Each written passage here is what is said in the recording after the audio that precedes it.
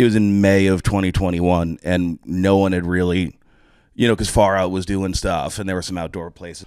But that was the first time, there was a rock and roll show, like a fucking rock and roll show. And I mean, by the end of that thing, because that one we did it super low key. It was just Little Brother was serving drinks, Bad Larry's was doing burgers out of the Bummer Burrito truck, and we played, and that was it.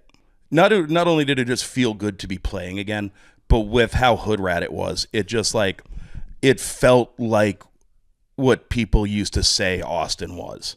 The cops were stopping to watch. No one was hassling us.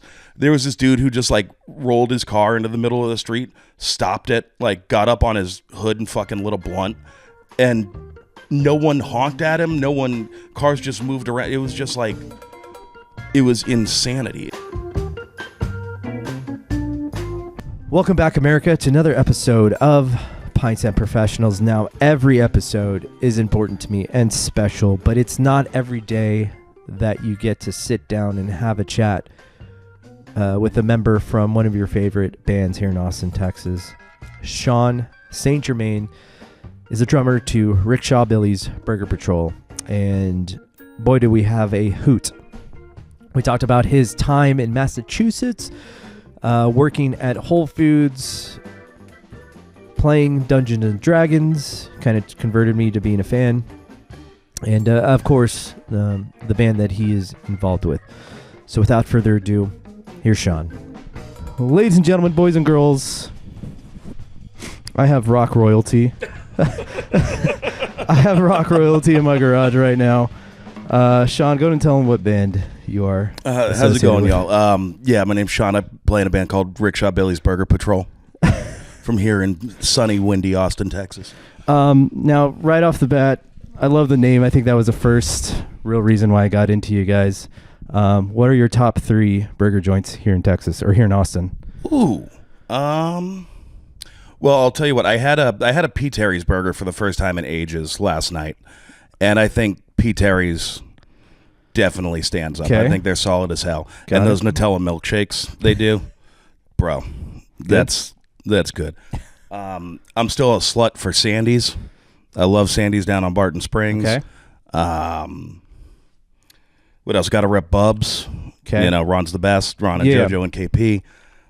But then there's still honestly a bunch that I haven't tried that I've heard are really good. I still haven't been to Dan's. Still haven't been to Top Notch. Oh, up north. I've heard that one's really good. Yeah, that's a staple. Heard Crown and Anchor's good. Oh, always rep for Bad Larry's forever. Sure. Yeah. Okay. Kelly's Pub has a good ass burger. I go there for their Irish stew and their the Irish stew. The Irish breakfast, the blood sausage, Yep. white blood sausage. Yep. Always. Have you had the sausage roll yet? Not yet. It's on my list. You got to do the sausage roll. There's only so much you can consume within once. four pints of Guinness and the food there. It's pretty heavy, but it's still good. Yeah. My top 3 are Patty's Palace down at St. Elmo. Oh yeah. Fraser's always makes a good burger, and then definitely Crown and Anchor. Crown and Anchor it's definitely up there. So I haven't tried Patty Palace yet because whenever I'm that close to a Spicy Boys, I gotta get Spicy Boys. Yeah.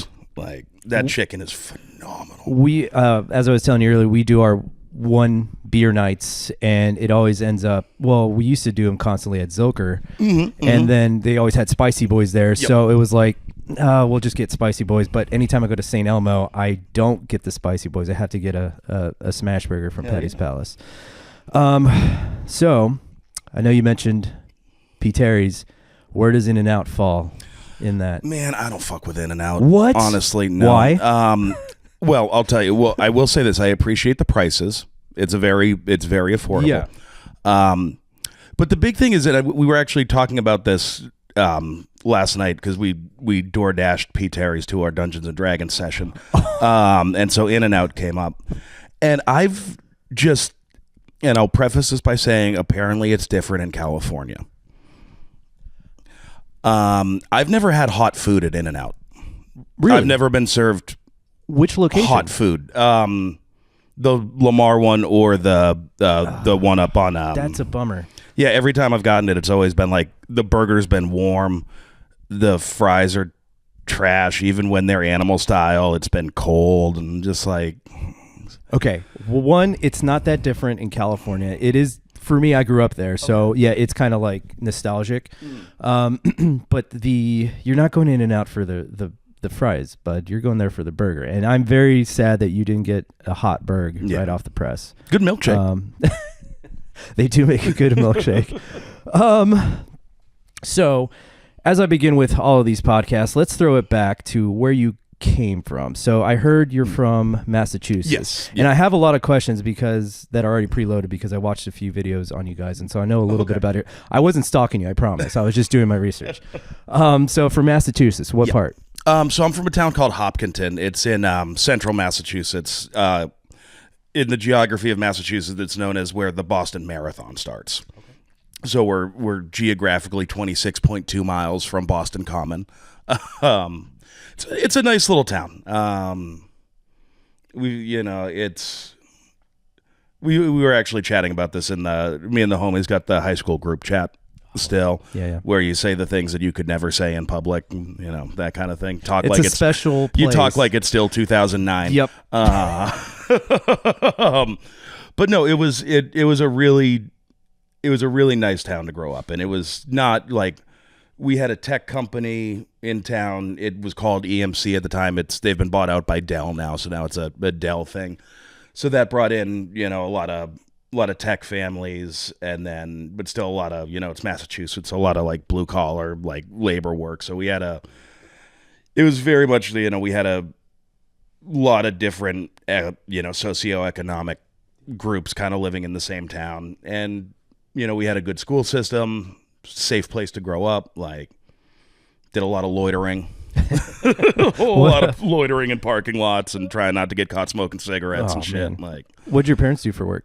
Or still do for work? So both of my parents have mostly. Well, my dad retired 10 years ago, I think, almost, and then my mom is retired. Is mostly retired at this point. She still she worked as in doctors' offices doing like secretary and paperwork and stuff like that. And so she still gets called up to cover, like if staff's going on vacation or stuff like that, because I think she gets bored. And my dad was a mechanic. He worked for the DPW, the Department of Public Works, for the couple towns over from us. Okay. Just fixing all sorts of stuff that we don't have in Texas, like plow trucks and sanders and... We need those kind of things. We need those about like once a year, if that. Yeah, for about an hour. Yeah, but I mean, with the chaos that comes with the snow here in Texas, it's just. I'm sorry, dude. We don't know how to drive in snow. No, we're not familiar with it. I fucking hate it. I prefer to sweat. And honestly, I'm in the exact same boat. Like since we moved down here, because one of the reasons you get the hell out of New England is so that you don't have to deal with winter anymore, and so it's like. When it snows down here, there's a part of it that's just like, it's like a third of an inch of snow and we're shutting everything down. It's wild. I have a few buds from that area and they're Patriot fans. And I'm like, I want to go, catch a Patriots game in the snow. And they go, no, you don't. No, you don't. I don't like, they're saying, I don't want to go back there. And if Ramon, knowing you and how you deal with cold situations, you don't want to go back there. Okay. And I haven't been to, I don't think it's called Foxborough Stadium anymore. I think it's called Gillette Stadium now. Yeah. And it's apparently it's just like, I haven't been to it, but I guess it's insanity how like built out it is now and stuff like that. And I heard there's not really a infrastructure to support the stadium out there, so it's a bitch to get out there. And but anyways, what do you remember the first time you picked up a drum set or a drumstick, or your first introduction into the drums? I would be lying if I said I remember the first time that I did it, but I got into it. Short version is like going into 6th grade, we had to pick some kind of music thing we wanted to do. We had to pick either like concert band or choir or like a general music class. And I definitely didn't want to sing, and I definitely didn't want to do another class, and I didn't really want to work that hard. So it looked like playing bass drum in the concert band would be like the easiest solution there. But so then my parents got me a drum teacher, and we just did like concert percussion work, taught me how to read, paradiddles, drum music. flams. And then we learned, we were doing stick control and stuff like that.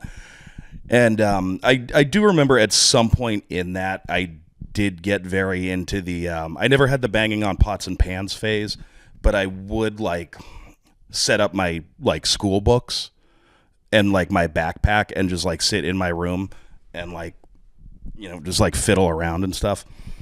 And so I remember doing that. And then after a couple of years, my parents did end up getting me a drum set, and, you know, my teacher was into all the good rock and roll and stuff. So we were doing the Zeppelin thing and the AC/DC thing and the, you know, Deep Purple and Pink Floyd and stuff. And then it just kind of, then I, you know, end of, you know, 8th grade, beginning of high school, like people start making bands, and there weren't a lot of people who were playing drum sets. So all of a sudden I was in everyone's band.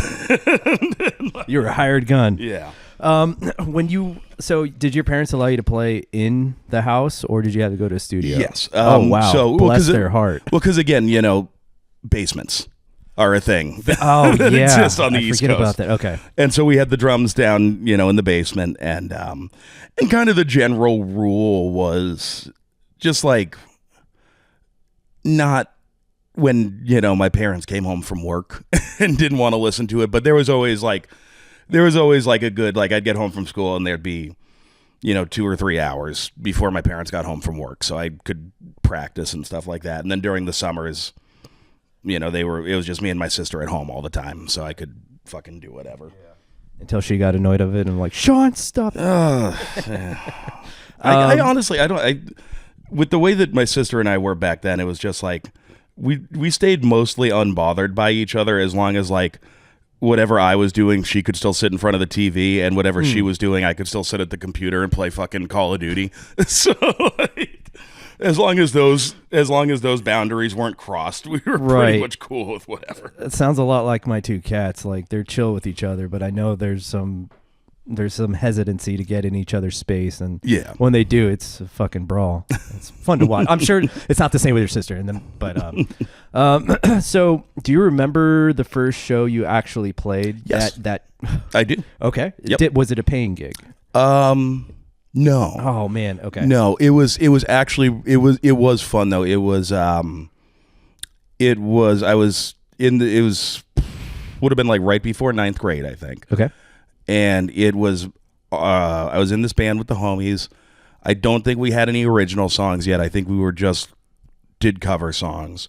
And I remember we did, the only one I actually remember we did was this Goldfinger song. Superman? No, it wasn't Superman. I think it was called Open Your Eyes. Okay. And we played at our friend Hal's sister's high school graduation party at the YMCA. Wow. It's a big venue. Yeah. Especially well, for it was like a weird YMCA. It was like an outdoor activities program thing. So they had this like little side building. Kind of, it almost had like if you pictured like a Hills Cafe, but in the woods kind of vibe. And it was really cool because we opened because one of Hal's uncles or something was also in a wedding band, cover band thing. So we played like 6 songs and then they played, but the drummer also, I guess, sang too, and he wanted to sing a song. So the bassist and the drummer hollered at me and they were like, "Well, come play this song." And it was just the two of us, I think. Was it just the two of us? Yeah, it was. Okay. And I remember being so fucking nervous because like these dudes are in their like, you know, late 30s, early 40s, and I'm like, I've been playing drums for 2 years. I don't know what I'm doing. But I remember in my mind it went fairly well. So has it ever crossed your mind to do like play in a wedding band, cover band, just because of the financial reasons? Yeah. So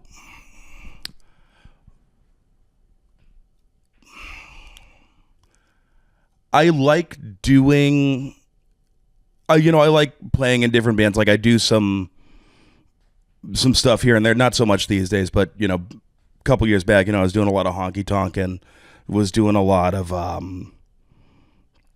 like gigs down on like West 6th and Armadillo Den and stuff like that. And I enjoy doing it. It's a lot of fun, but I don't. One of the nice things about that comes with the success that we've had with Burger Patrol is I get to be a little picky with what I do, and so that I don't want to talk shit about it because it's a very good way to earn money. Wedding bands pull cash. Yes. Yeah.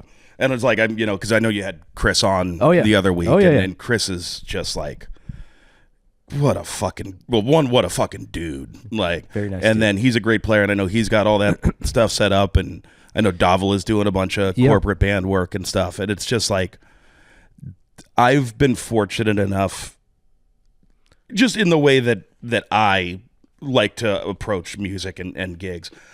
I haven't really had to do a ton of that. I'm always down to help, but like, I've also seen it get a lot weirder where now it's like everything's on click tracks and the shows are kind of programmed. And I don't have a lot of experience with that. And I don't think it's a learning curve I haven't had to attempt to, integrate myself into at all. Yeah. So I think with the click stuff, it's like you're trying to, these clients are paying a lot of money for you to perform, and the good companies are paying their musicians well.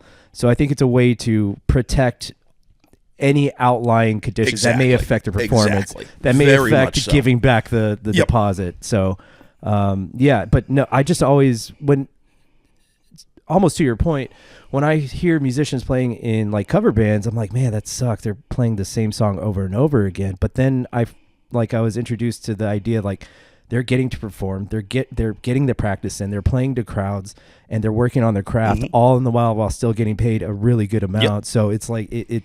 Once I figured that out, or once that came across my head, I'm like, oh, this is a really cool thing. And it is, and it's I think it's also like as when you're younger as a person in general, but definitely as a musician, you're a little bit cockier and you have harder stances on things, and then you get a little older, and it's just like, man, if you're making art and you're getting paid, like,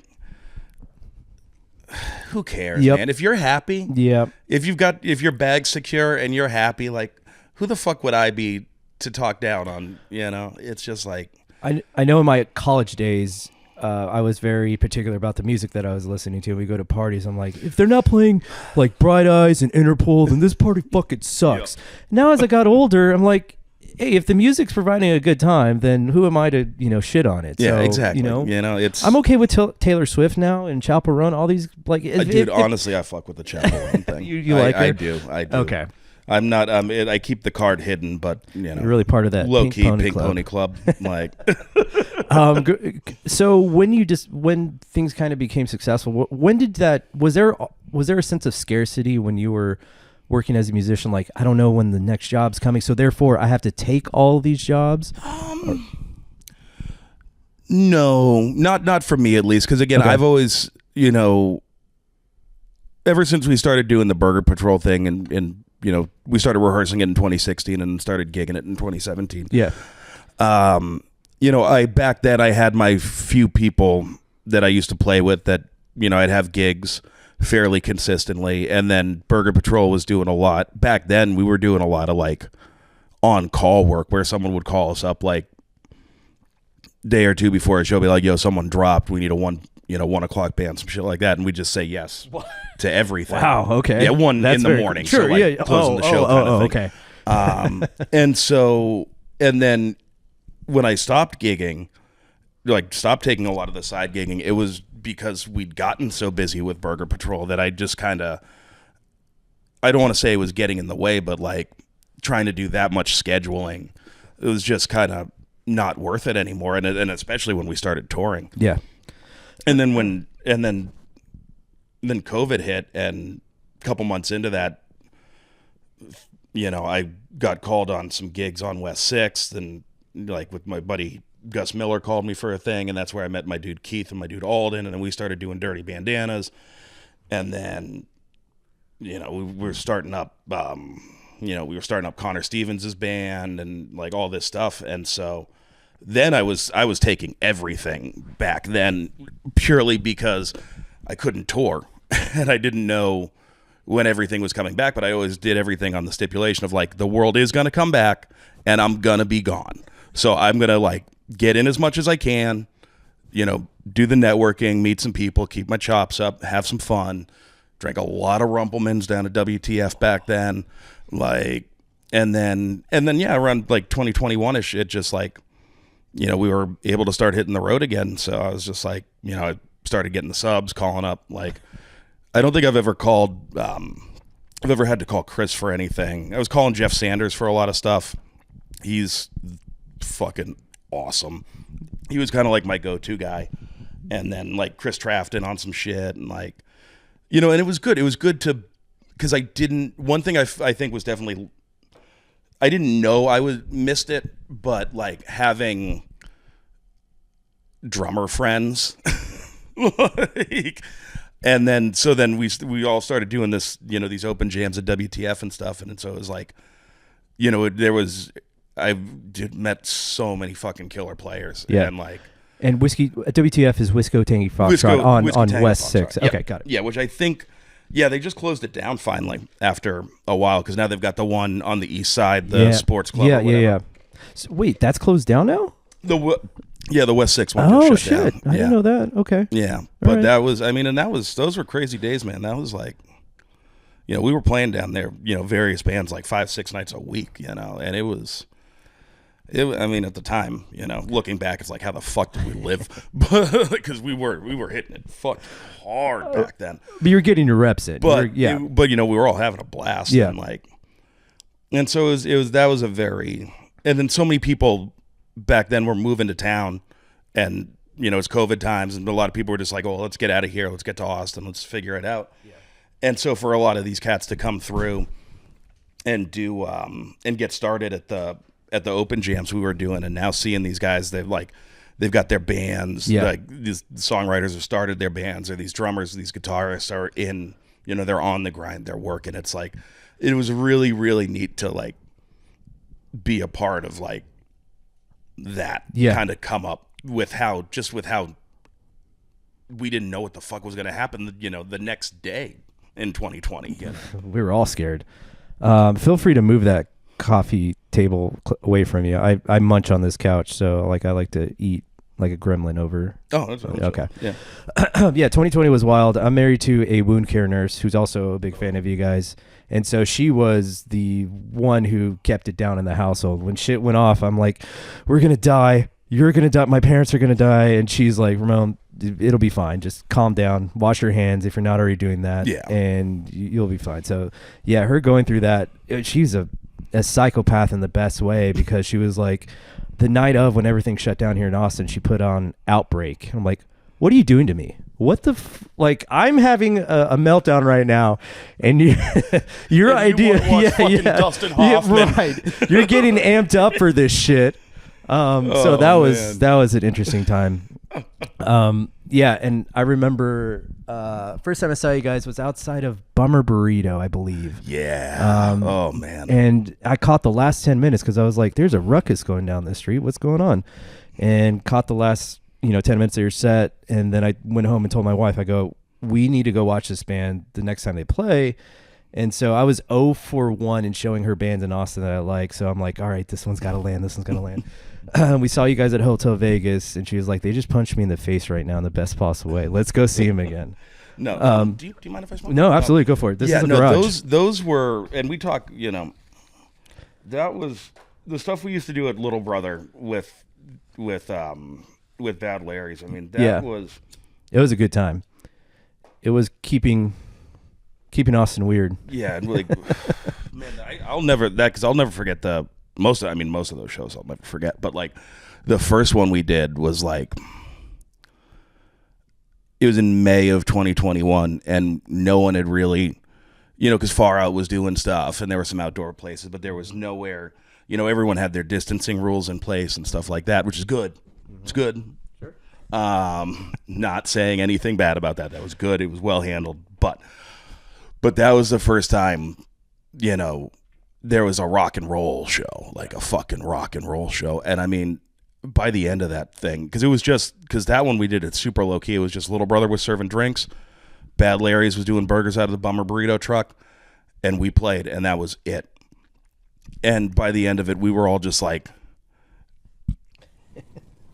because it's just like it felt like not only did it just feel good to be playing again, but with how hood rat it was, it just like it felt like what people used to say Austin was back in the day. And it's like, I mean, that first one, like the cops were stopping to watch. No one was hassling us. There was this dude who just like rolled his car into the middle of the street, stopped it, like got up on his hood and fucking lit a blunt, and no one honked at him.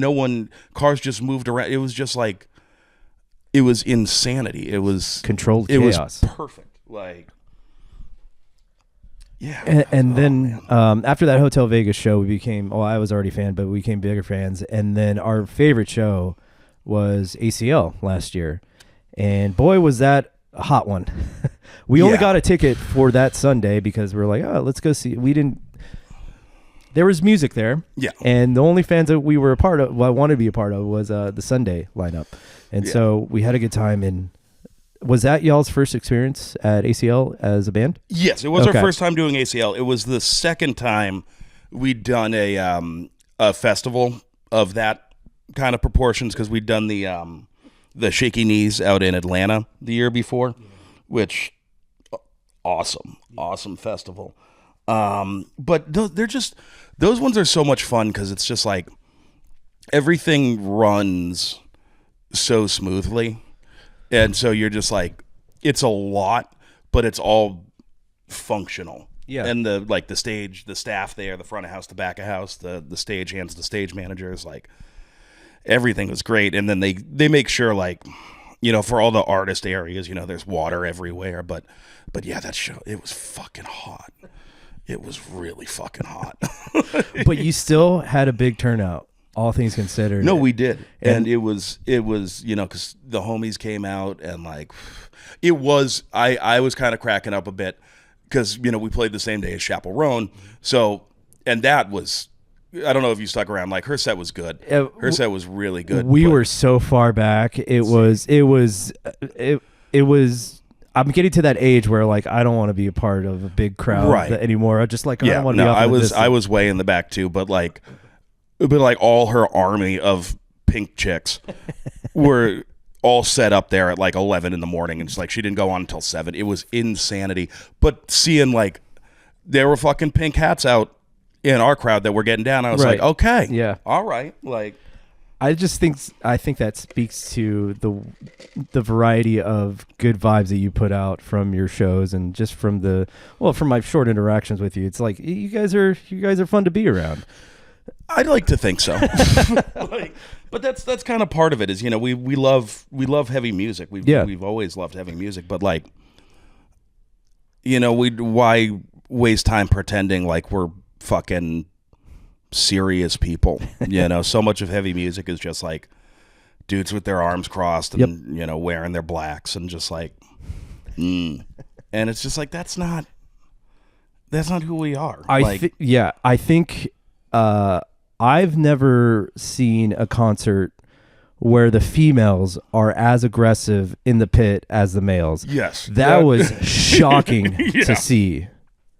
I told my wife to, like, hey, get in there. You'll fuck some, because she's a power lifter as well. I'm like, you'll put some dudes on the ground. But the beautiful thing about that whole entire controlled chaos is when someone falls down, they're quick to be picked up, right? It's you know, it's a beautiful thing. It really is, and it's how we wanted it to be. Yeah. And you know, you can't always control those things. So the fact that it just kind of naturally became that is, again, speaks to who you guys are. Yeah, and your influence. It's crazy.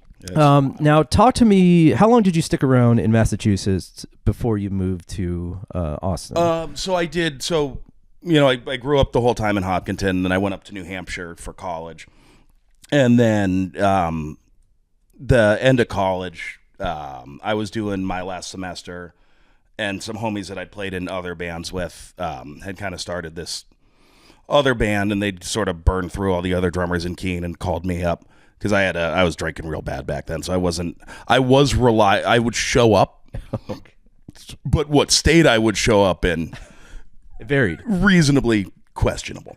But so they called me up, and after, we knew it was going to work because we've all been homies forever and this and that, the other. And basically they were just like, hey, when we graduate, we're moving to Austin. Do you want to come? And I was just like, yeah, fuck yeah, let's go. And so we graduated in May, of what year? Of 2013. Okay.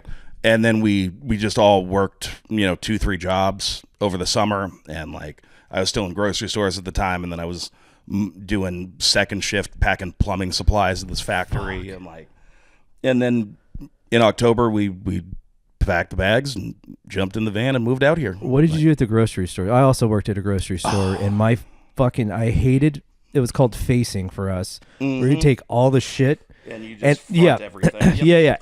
And I always got stuck with the baby food aisle. So I would spend. It sucked, and then we had to do small cans. Yeah. Yep. And I would try I'd be bagging groceries, and then in between, when we get a rush, bag the groceries, and you go face an aisle. So when I knew I was gonna get the baby aisle, so I would just say, "Fuck it, I'm not bagging groceries anymore. I'm just gonna," so I can get out of here in time.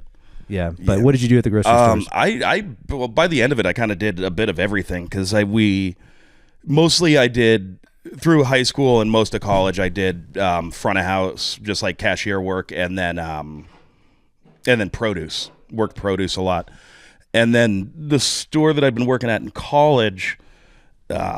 Basically, right before we graduated, after we had decided that we're moving, we got the word that that they were liquidating a bunch of the stores and shutting stuff down.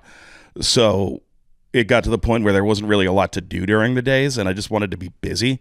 So I just started going to the other departments and working.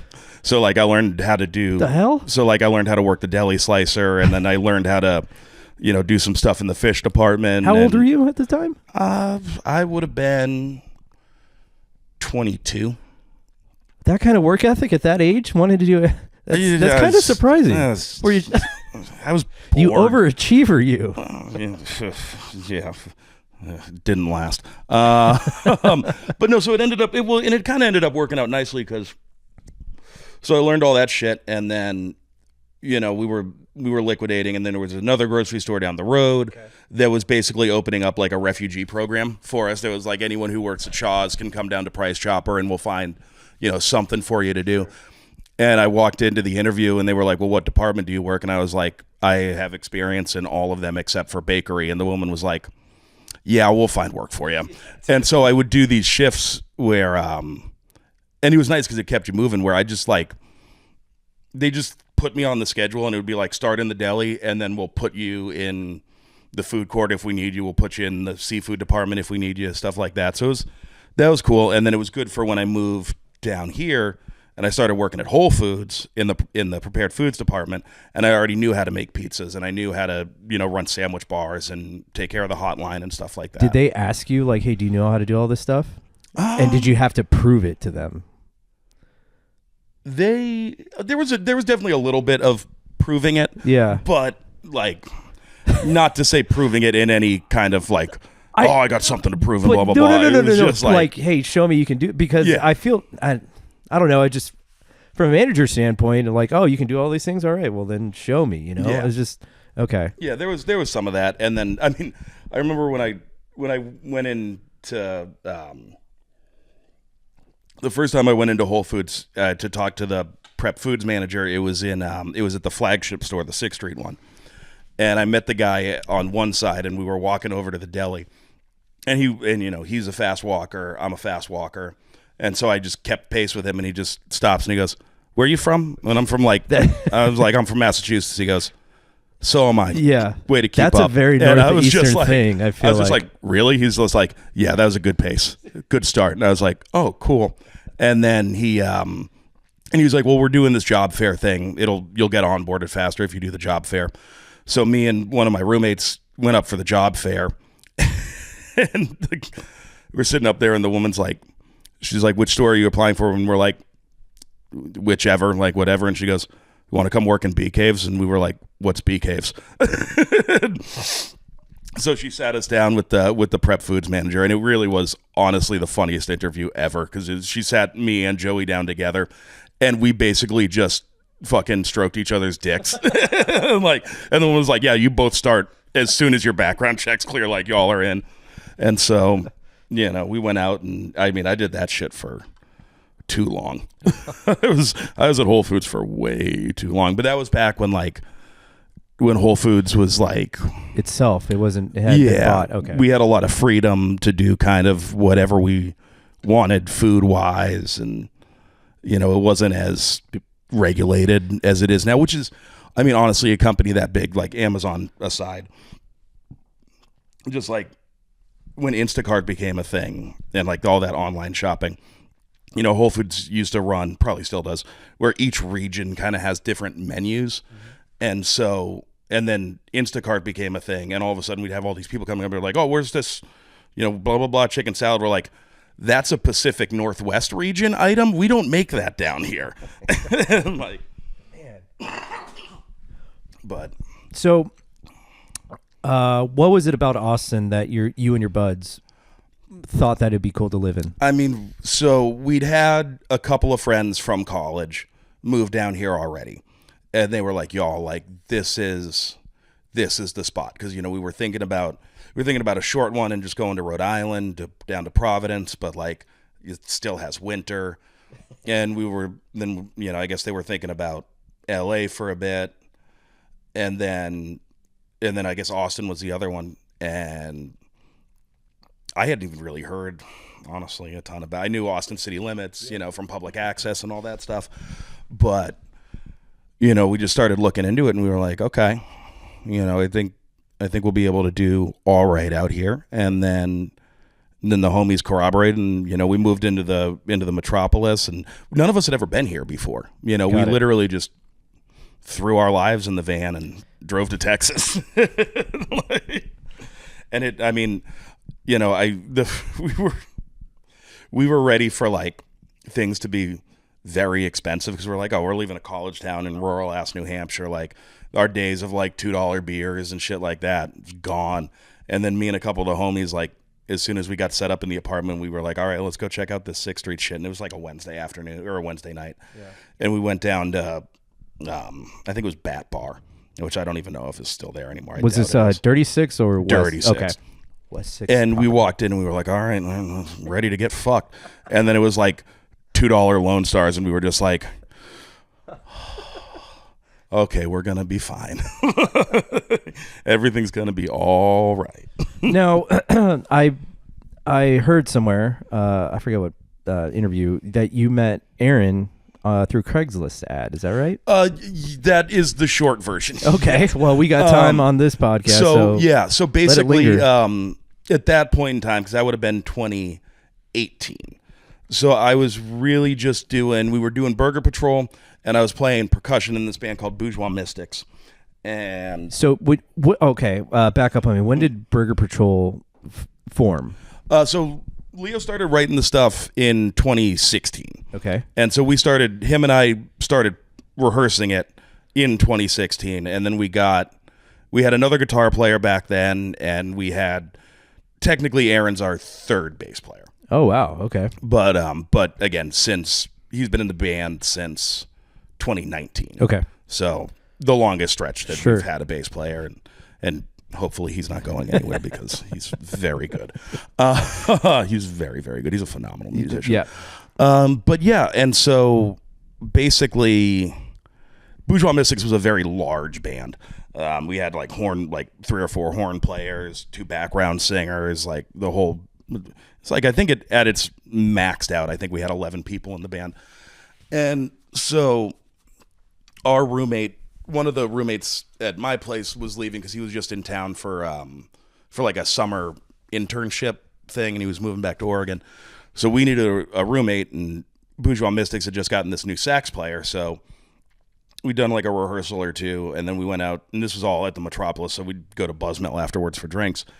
And I was just like, oh man, I got to find this roommate, and you just moved to town, anyone looking, any of this kind of thing. And Daniel was like, actually, and I was like, Okay. And so it's basically Daniel had been talking with Aaron on through like a Facebook Craigslist kind of like moving to Austin, whatever. And they were thinking about getting a place together, but something came up with that.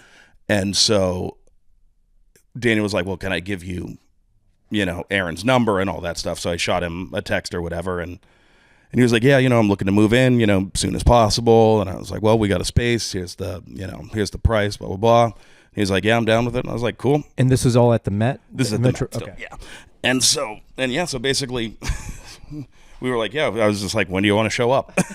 And so he rolled in, and it turned, he'd done some looking. I guess he'd heard, it was really funny. He'd heard of the band before just through looking through like Austin stuff on YouTube. And then he'd actually seen Bourgeois Mystics in Atlanta because Aaron came up from Georgia, from Athens. Okay. And so he'd actually seen Bourgeois Mystics play, because I never toured with them because I just played auxiliary percussion. So it was like, if all 10 of us had been in the touring Bourgeois Mystics band, like no one would have made any money. You'd owed some venue some money. Yeah. But yeah, and then we were so he moved in, and then after about a year, he was hungry, and we were gonna fire our bass player, so we were just like, you want it? He was like, yes, please. What was your first introduction to Leo? So Leo and I met basically where we moved into at the Met. The dudes that lived above us, Clay and Cadu, they're both also East Coast boys, and they'd gone to school in Boston. I forget. Then so they knew Leo, and I forget if it was at Art Institute or if it was at Emerson. But so when Leo moved down here in 2014, he moved in with them and met back then. We were partying all the time, like between the apartments and shit like that. And so eventually we just Leo and I got to chatting at this one party, and turned out we grew up like 20 minutes away from each other, knew some of the same people. Was he as a fast-paced walker as you? Yes. Yes. And so when did Chuck Bucket form? And you also were a bass player? Did you have to fire yourself there from that band? So Chuck Bucket, that I think actually we started doing that, I think, in 2014. And I don't remember exactly how it started because I wasn't there when the idea was come up with, but I was being informed of the idea. And the dude who originally was going to play bass in it, Zach, who was also the bassist and one of the songwriters in Bourgeois Mystics, who we had also gone to college with. He moved down a little bit, right after we did. Basically, he was telling me about it, and I was just like, I've been practicing bass a little bit. I am not a bass player. I love the instrument, but I am not a bass player. But I was like, well, this is a punk band. I mean, lots of people don't know how to play instruments in punk bands. I think I could probably pull this off. And so I just kind of weaseled my way in because Zach kind of wanted to just be a maniac on stage. And I was like, well, I'll play bass and you can go, do whatever it is you want to do. And that, yeah, Chuck Bucket, it was fun. I mean, it was a lot of people to coordinate, and, we were all living, fairly sloppy back then, but some of those shows were just fucking insanity. I mean, with a name like Chuck Bucket, I would expect nothing less. And it was, we did. So the first show not at the Met we did with Chuck Bucket, we did at, I think it was still Red Eye Fly back then, but I think it was before it was Sidewinder. Yeah. And we played outdoors, and it was chaos. And we hadn't quite prepared the staff. We were homies with all of them because a bunch of us had played at Red Eye before and all that stuff. But we hadn't quite prepared the staff and we ourselves weren't really doing anything horribly chaotic that show. But there was a lot of beer getting thrown around. Chuck Bucket seemed to activate this primal chaos in people. And so we had already booked a second show, and Rich was the sound guy back then. Maybe the manager. I forget exactly where he was with it at the time. But him and I got together, and he was like, all right, I haven't told the staff that we're doing this again. but we're definitely doing this again. But we kind of sat down and talked to some stipulations and some rules. And he was like, here's the deal. We're not going to do glass. We're just doing everything's either cans or paper or plastic cups. It's like, that's cool. And he goes, we're not doing it outside. We got to do it inside. I go, that's cool. And he goes, we've got to wrap the stage in chicken wire just for safety purposes. And I was like, okay. And he goes, you have to go get the chicken wire and we'll hang it together and I will reimburse you for it. And I go, totally doable. So I go down to Home Depot and I got like a couple reams of cattle fencing. And I showed up at Red Eye Fly in Rich and I wrapped the stage in cattle fencing. And so I don't know if you remember, but the inside stage at Red Eye Fly was not very big. And not by any means. And we fit 9 of us up there behind cattle fencing. What in that first show? What the hell happened? What was going? What? I don't even remember. There was just a lot of people running around all over the place, and because it's kind of slippery back there because it's stone. Okay. Anyway, and then there was just beer getting thrown around. It was just your basic safety precaution, general kind of stuff. I immediately think of the scene in Blues Brothers when they play that honky tonk and fucking just Yep. hucking. When they play both kinds of music, country and western. Okay. So talk to me about the genesis of Rickshaw's name. How did that come to be? So that's a very short and sweet answer. Oh, I love it. Leo was, starting to write these, so like when we were wrapping up the Chuck Bucket thing, it was right at the same time that Leo started writing the Burger Patrol stuff. And he literally, one day he finished the song, laid down to take a nap, and it popped into his head. Just like that. And so we stuck with it. And then, I think back then we'd had some thoughts about changing it because we'd done because we had some thoughts about changing it. And then our friend Mary did our first shirt design for us. And we were like, oh, that's just pretty sick though. And so the first couple shows we tried integrating some kind of burger thing into it. And that just felt incredibly disingenuous. So we just stopped doing that, but we kept the name and the merch kept being sick. And so it's just it's stuck, and it's silly. It's goofy. Some people, we're kind of past the point where people are like, oh, that's a dumb name. I'm not going to listen to it because we've gotten enough. I think we've gotten enough, buzz at this point that we're kind of past dealing with that. Yeah, you can't rebrand now. It's already set in stone. But it's worked, for almost 8 years now. Yeah. So I remember in one of the interviews I watched, you guys talked about wanting to take the piss out of metal music because you're not really metal music, you're not really rock and roll. Do you still have that same feeling when you're creating music now? Yeah, that's definitely there. But it's also we are in a lucky place where we've sort of been able to just do whatever we want musically.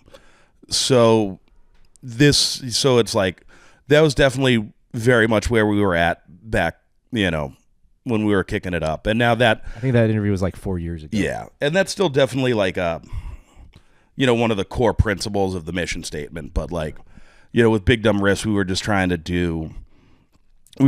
to write, these short, just fucking beat you over the head, fucking, some of the songs are just what would be the breakdown of someone else's song, or, we were trying to really throw some new metal vibes in. Yeah.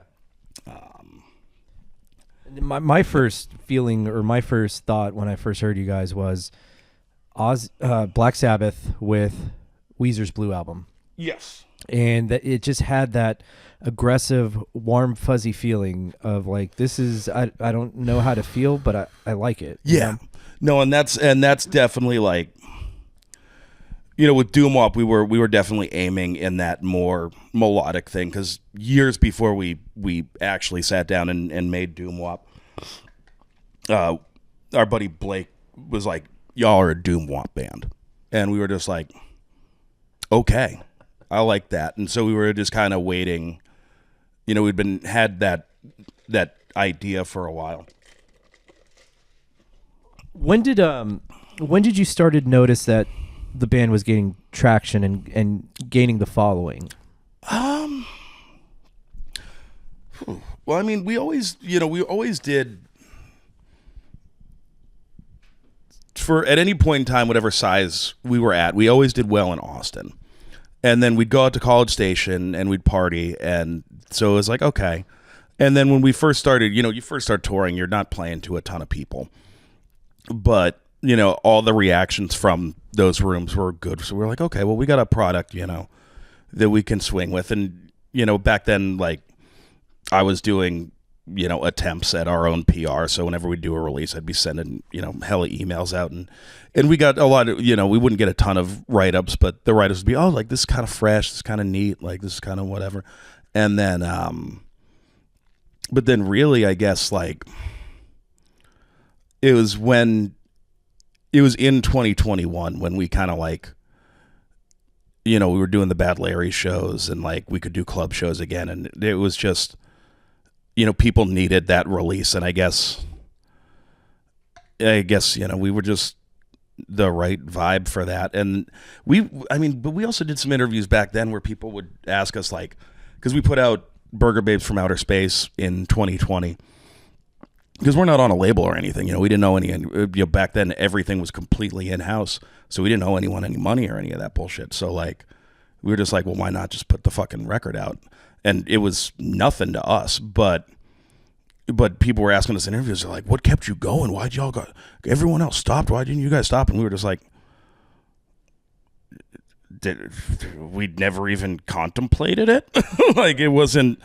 Leo's always right, and so it's just like, why not just, and we did that record. I think we did 4 songs and then wrote some more songs, threw 4 more of them on there, and then put the bitch out, and that people seemed to appreciate that, and then when everything came back, it was just like, and it's really been pretty nonstop since then. So now it's like, we have our PR guy, our manager who started as our PR guy, Dave, is phenomenal. And then our booking agent, Zach, is great. And, we've gotten good offers. We've done some of these festivals now. We've had some good support tours, doing that kind of stuff. And it's just like, it is honestly like, we've worked hard and we've earned it. But there are some times where it's just like, because we just went international. We went up to Canada on this last tour and like, Canada, eh? Yeah, and we did, and the Montreal show was solid, and then the Toronto show was oversold, and it's just kind of like, okay, wow, this is like, it's pretty fucking wild. Yeah, no, that's you deserve all of that. It's a testament to your work ethic. Now, I do believe, like, when you get to a certain point, you have to surround yourselves with good individuals, good authentic individuals who aren't going to lie to you or shovel you bullshit. How do you find those individuals, and how do they become a part of your team?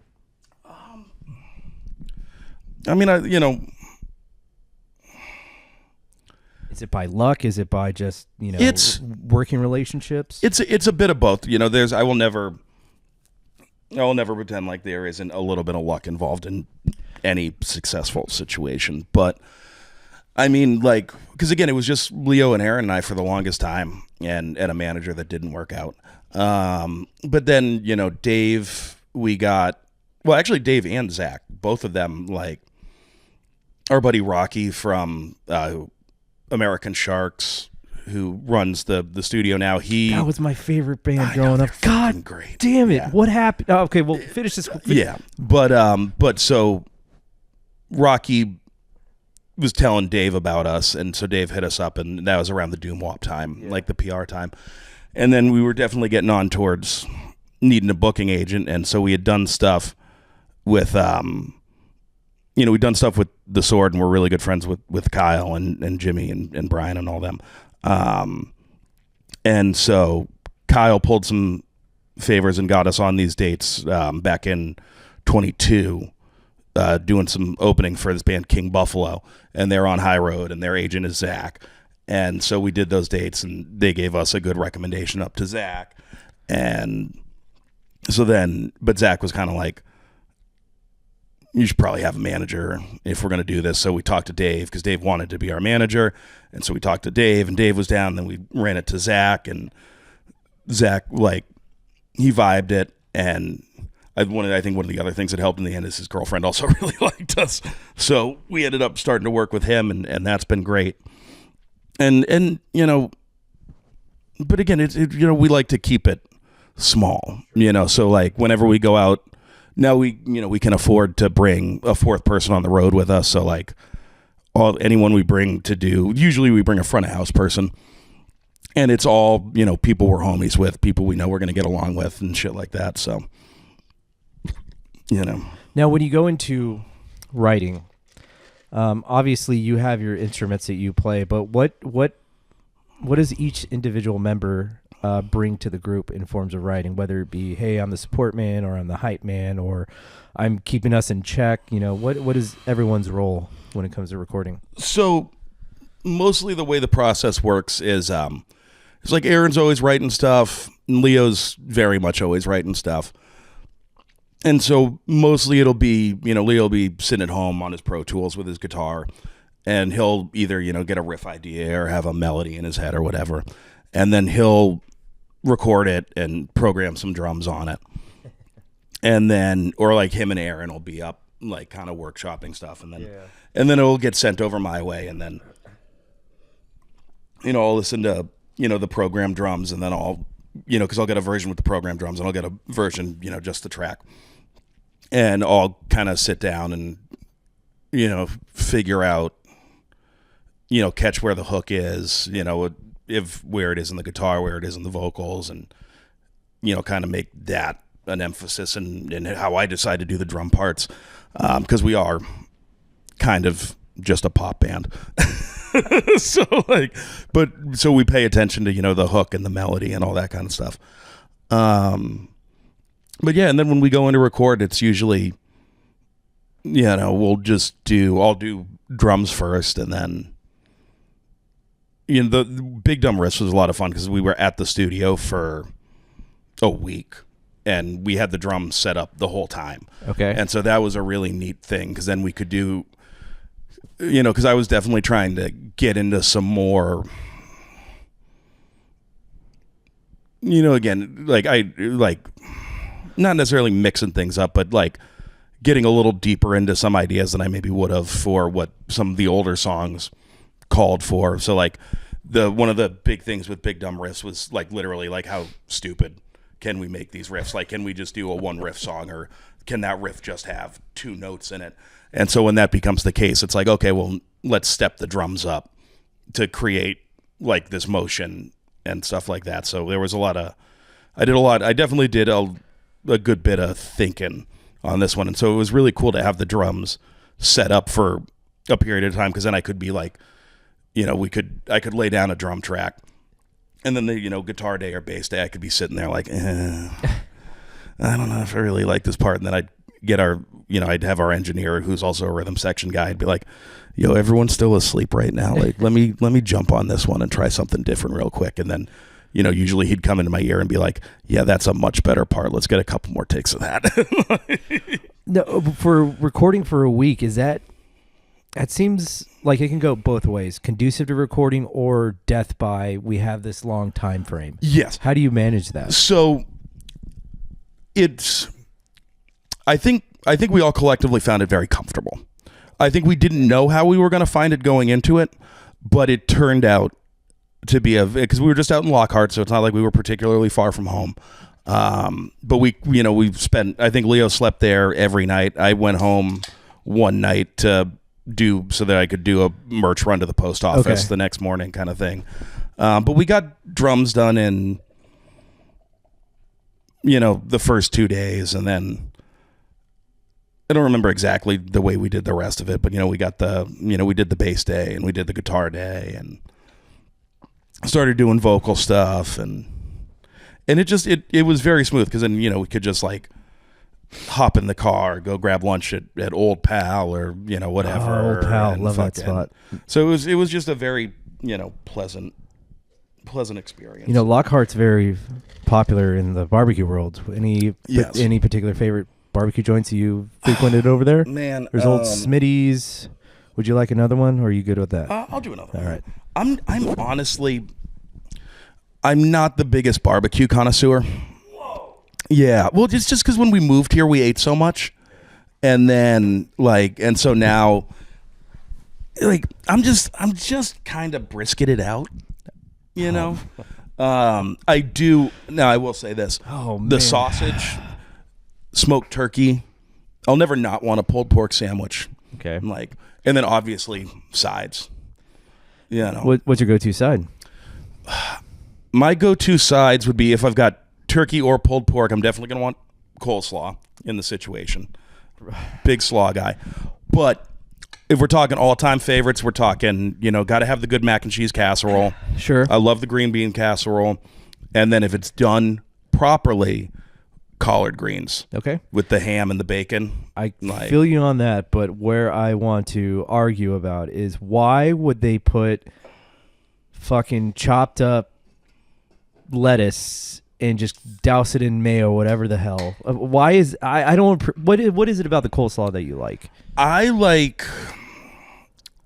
So there's the sweetness of it, which I am a fan of, and I like all kinds of coleslaw. I like, a vinegar-based slaw, like they do on the fried chicken over at Lil Darlin'. I like that kind of slaw. Okay. But I also like a mayonnaise slaw. It's just it's something that I've made many a coleslaw in my culinary career. Okay. And it's one thing for me that it never gets old. I always enjoy it. I like that it adds, I like a little bit of crunch added to things. It's healthy.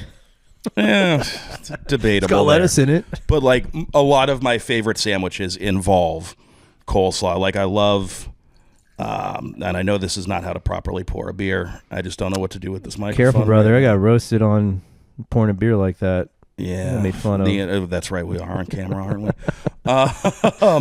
But so we're talking, I think a lot of places that do this call it a Rachel instead of a Reuben, where it's like pastrami, Swiss cheese, coleslaw on Thousand Island. Love that shit. I love a tuna salad, like a tuna melt with some coleslaw on it. If you're out in Georgia and shit, slaw burgers, slaw dogs, just All right, I think you've convinced me to give slaw a second chance, but man, I just never understood it. This is just lettuce, and you're dousing it in. Well, it's cabbage, lettuce, the same thing. It's roughage as far as I'm concerned, and it's not worth the space that it's taking up in my stomach. That's fair. Talk to me a little about D&D. Oh yeah, so I was there's this girl who's a bartender at one of my favorite establishments called The Local. Sarah, yeah. Which I still have not had a chance to go. Oh, you got to go, brother. You got to go. It is. I think I tried to a couple of weeks ago. Yeah, but they keep kind of weird hours. But they do their happy hour is phenomenal. It's from 2 to 6, and you can get a $6 old fashioned. I drove there, and by 6 o'clock, I had to take an Uber back because Sarah's pouring some great drinks. Anyways, so we were talking, and she asked me, "Oh, are you guys doing anything for ACL?" And I go, "Oh yeah, there's this one band that we're just gonna go specifically. They're called Rickshaw Billie's Burger Patrol." And they go, "Oh," or she goes, "Oh my God, I played Dungeons and Dragons with the drummer." I'm like, "Wait, he's playing Dungeons and Dragons?" Yep. What is it about the game that you like? Because I've been trying to get into it. My wife's into it. There's many things that I enjoy about D&D. The thing about it right now is so I went to school. I have my degrees in English literature and secondary education and stuff. So I used to write all the time. I'd be writing essays all the time. I used to write poems and short stories and shit. And I've just not real Edgar Allan Poe. Yeah. But for a long time, I've just kind of lost the inspiration to do that. So D&D kind of activates that part of my brain. Okay. Which is really nice. But I got into it because I was working in a commissary kitchen. And I was by myself most of the time for 8-10 hours a day. And I just and this would have been back in 2018, 2019. And I just found that listening to music wasn't quite. I was just very starved for like interaction with people. Like I got very weird during that period of time because I just spent so much of my day not around people. And so I opened the podcast thing, and I had never fucked with podcasts before. And I went and I found this like philosophy podcast that I like to listen to, but it wasn't working in the kitchen because I'd be moving away from the speaker or running the dishwasher and I'd like lose it. But then so I was like, okay, well, let's find a comedy podcast and whatever. Because again, this is before reels and all that shit. And so, and like one of the first things that popped up was this podcast called Drunks and Dragons. And I was like, what's this about? And it was just these 5 homies just playing Dungeons and Dragons. And it had started in 2012. So they were already 6 years into it. Wow. And so there were a ton of episodes. And just they're my kind of nerds. And I've just like hours and hours on end, that was like my interaction. But then you listen to it that much, you kind of like learn how the game works and shit like that. Yeah. And then right before COVID hit, we were doing a show. We had just gotten off the road and we were playing down at Valhalla, and a couple of homies came at me and they were like, "Hey, I hear you're kind of fucking with D&D. We've got a campaign going. We got a new person, or we need a new person." And I was like, "Fuck yeah!" And so that's when I started playing, and it's been good. I mean, Sarah and I, the thing that we were doing, I think we only got like 10 sessions into that because so much with D&D, like everyone's super into it, and then the scheduling gets hard and lives happen and shit like that. So like the campaign I'm in now, we've been doing it for almost a year. Okay. Which is fucking good numbers. What goes into a campaign? Like, what is a campaign? Because when I think of campaign, I'm thinking like Call of Duty. Mm-hmm. All right. So basically, it's just like, you know, our game. I think the term they use now is Game Master. It used to be Dungeon Master, but the guy who runs our game, Brock, we go way back to the Whole Foods days. I've worked with him and his wife forever, and so basically Brock has built a world, you know, with, you know, there's the overarching, and then there's like the day-to-day. So it's like, you know, where you kind of want all the story beats and shit to go, and then there's all the stuff in it that's more like day-to-day, and then that generally gets affected by like what we decide to do as a party, or what we decide to do as a party versus how the dice rolls go that day. Because it's the thing that can be daunting when you first get into D&D is like, you kind of can do whatever you can think of. If you can think of something, you can at least put it to the table, but then at the end of the day, it's up to the dice what actually happens. And so you have to have the things you kind of really need to have a good lasting campaign is you have to have a good world to play in. You have to have a good dungeon master. And then you just have to have a good group of people who like genuinely want to play and want to be in this world.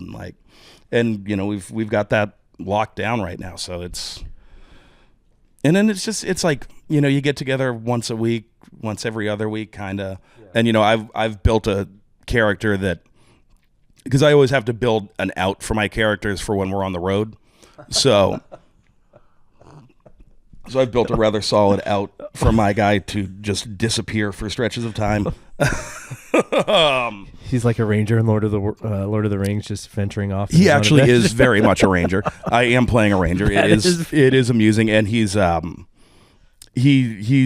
deals in he deals in like interplanar traveling. Okay. So he basically just, whenever it's time for me to go on tour, the end of the session will be my guy just gets randomly sucked through a portal. And just disappears until I come back. Oh, that's so beautiful. That's awesome. All right, maybe I need to give Dungeons and Dragons a chance. I'm a big Catan guy. Yeah. We had a crew going, and then one moved to Australia with his wife because that's where she's from. The other moved to Maryland.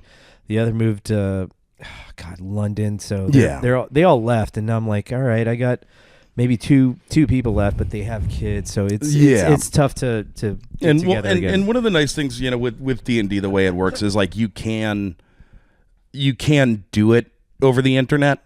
It's not quite as fun, but if you need to scratch the itch, it's doable.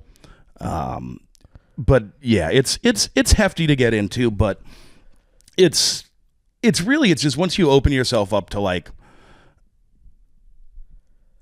you can kind of just do whatever. Right. And then you're like, okay, well, I can do whatever, but what is this character and what would they do? Yeah, and what's also true to the story and the campaign. Okay. And it's always it's a good way to like, when you're building your characters, it's like you can build something fucking goofy or something that's like a very cliched thing, because that can be fun to play.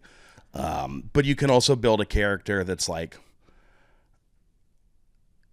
that you can almost use as like a therapy tool, because it's like, okay, well, maybe I'm in a, not having the best time. So I built this character that's kind of happy-go-lucky. And so you have to like force yourself into that headspace. Sure. And you can, and then, more often than not, you end up taking that away from the table. And that's because I've seen that happen with a lot of people. Yeah. And it's really, really cool with stuff like that. How do you deal with, if you do suffer from it, do you suffer from imposter syndrome? So, not really. Okay.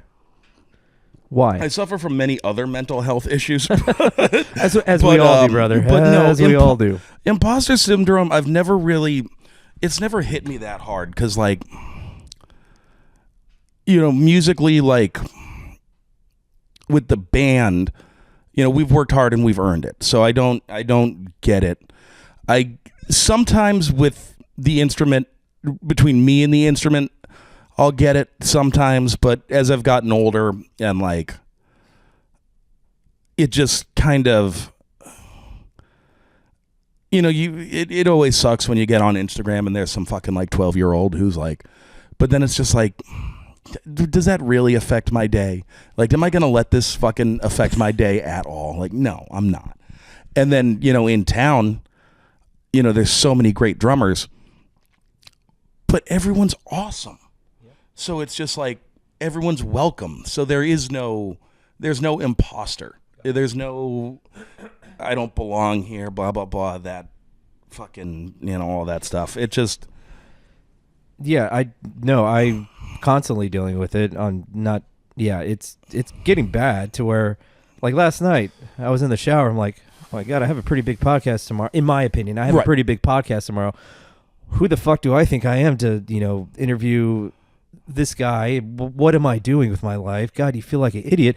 And then that passes, but that that feeling happens every single time before a podcast. I'm like, God, what the hell are you doing? And then you get into it and you forget about it. Well, but it's in the same way that I think, like, when you start as a musician, when you start getting on stage, you get this like, you're nervous and you're anxious and you forget that you've put in the work and you've, hopefully that you've put in the work and you've prepared for the concert and stuff like that. And so it's just like, my buddy Harry put it really well when he was teaching fucking 6th grade band. He's got a room full of 12-year-olds and they're all nervous as shit. Yeah. And he's just like, hey, assholes, like, you're not nervous, you're excited. and he said it to me. When he said that to me, he said it so nonchalantly, and I was like, Harold, fuck you. That is brilliant insight. And I will literally, when I'm feeling like anxious or when I'm going through my head of like, because I'll have sometimes where like, it'll be a song we've played 1,000 fucking times, and like right before we get on stage, I'll be like, how the fuck does that part go? And like, and it just pops up, and I'm just like, I need to just turn that off, because if I don't give that anything, then I'll just play it naturally because I've played it 100 fucking times. Like, now going back to mental health, something that's helped me is therapy. But I've only had to do it. I only had 3 sessions, and we kind of figured out that I was making stories up in my head that weren't exactly true. Yep. And it was called Social Distortion. No, that's a band. That old ball and chain. Yeah. Oh. Bravo, sir. Bravo. Cognitive distortion. Okay. So what tools are you using to try to help you navigate this way of life that we're going through? So I also, I'm not currently in therapy. Big proponent of therapy, though. I think it's a good thing. I think it's absolutely a good thing. And the more you think it's stupid, the more it means you should probably try it. 100%. But because I got into therapy because I got into therapy the mid 2021, and it was basically because I was in a very good place, and then I started seeing someone, and that ended poorly, and I found myself in a very bad place. Sure. And I was like, it was one of those things where I was like, I don't think I'm doing these things that I've been given as the reasons as to why this worked out. But if I was being jealous or controlling or things like that, I should probably go nip that in the bud. So I called up Sims, and they got me started with a therapist, and we did a lot of talking, a lot of learning, a lot of like, it's because it's funny when you get into that kind of stuff and you think like, oh, just blah, blah, blah, and this and that and the other, and I've got this thing, and it's only me, and no one else knows what I'm talking about, and then you get a shrink who's just like, so what you've just described to me is textbook this or textbook that. You're like, oh, it's textbook? They're like, yeah, dude. It's like, I've talked to 15 people about this problem already today. Like, and so there's like, then so that kind of is like, oh, okay. Like, but so mostly at this point, because I don't get the depression really. I definitely have a pretty aggressive anxiety disorder. And that's, again, with the same thing. You're making stories up. You're overthinking every repercussion of the simplest action. Like the are you mad at me thing. Like, dude, yeah. And so really, like, and I have horrible fucking body dysmorphia. Terrible fucking body dysmorphia. And so mostly, I've been good in the gym for about a year now. That's certainly been helpful. I say this sipping beers at 1 PM, but hey, no, but it's 7 o'clock. I am making solid progress in my in working on my relationship with alcohol. Because I'm sorry to be an I do enabler. bear the blood of the Mick Irish alcoholics. So, but I've I'm not 100% perfect with that, but I'm better than I was a year ago. And I think that's the only thing that matters, is that you are trying to improve whatever circumstance you have in your life. And that's very awesome that you recognized it by yourself, or someone told you, hey, you're doing these things. It took my wife, with a conversation in the kitchen, she goes, are you okay, Ramon? You're not yourself. I'm like, I'm fine. I'm totally fine. What are you talking about? Yeah. She goes, you should probably go see a therapist. I'm like, I don't need to see a therapist. You need to see a therapist. Yeah, I'm fine. No, because it's when we start to slip, we're generally the last person to notice it. Yeah. Because we're always going to justify it. Sure. There's always going to be, I'm doing this for this reason or this reason or this reason. And it's like, and, for me, it was just like, when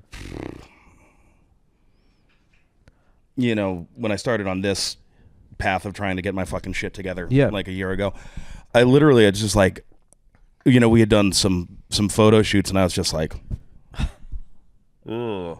And then I had to sit down and be like, okay, well, like, we're working too much. We're eating like shit. We're drinking like a motherfucker. Like, haven't really been solid on the gym. And I got super lucky. I had because it was almost exactly a year ago. Because I remember it. We did it was last South by, and we played down at Hotel Vegas, and my buddy Rob Kidd, who's one of the best people around, one of the best drummers in town. Him and we ran into each other on the corner of like Cisco's there, and we had someone take a picture, and Rob tagged me in it on Instagram, and I looked at it and I was just like, and so I just I shared the post, and I said, I was a little, buzzing at the time. So I made some like sappy bit about how great the drumming community is in town and all that. And then I put like a little thing underneath, and I was like, also, if anyone wants to give me like $10,000 so I can quit work and just work out and diet for the next fucking 2 years, that would be great.